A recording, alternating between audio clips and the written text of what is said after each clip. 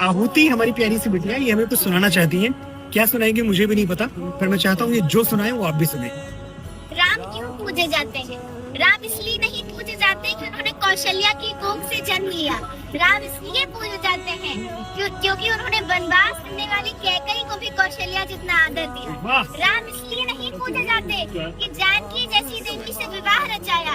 राम इसलिए पूजे जाते हैं कि समाज द्वारा ठुकराई हुई अहिल्या जैसी स्त्री को भी उन्होंने देवी कह के बुलाया। राम इसलिए नहीं पूजे जाते कि दशरथ जैसा चक्रवर्ती सम्राट उनका पिता है। राम इसलिए पूजे जाते हैं कि जिसे पुत्र की तरह वो अपने हाथों से मुखाग्नि देते हैं, वो एक बूढ़े पक्षी जटायु की चिता है। राम इसलिए नहीं पूजे जाते कि उन्होंने सोने की लंका जीत ली। राम इसलिए पूजे जाते हैं कि अपनी अयोध्या के लिए, अपनी मातृभूमि के लिए, अपने बाहुबल से जीती हुई सोने की लंका उन्होंने त्याग दी। राम इसलिए नहीं पूजे जाते कि उन्होंने रावण की नाभि में तीर भेज दिया।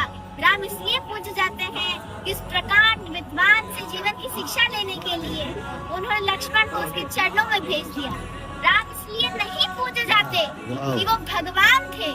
राम इसलिए नहीं पूजे जाते क्योंकि वो भगवान थे। राम इसलिए पूजे जाते हैं क्योंकि वो मर्यादा में रहने वाले इंसान।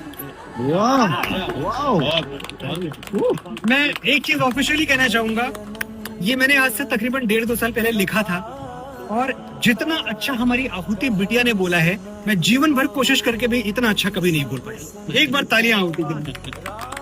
You are so blessed.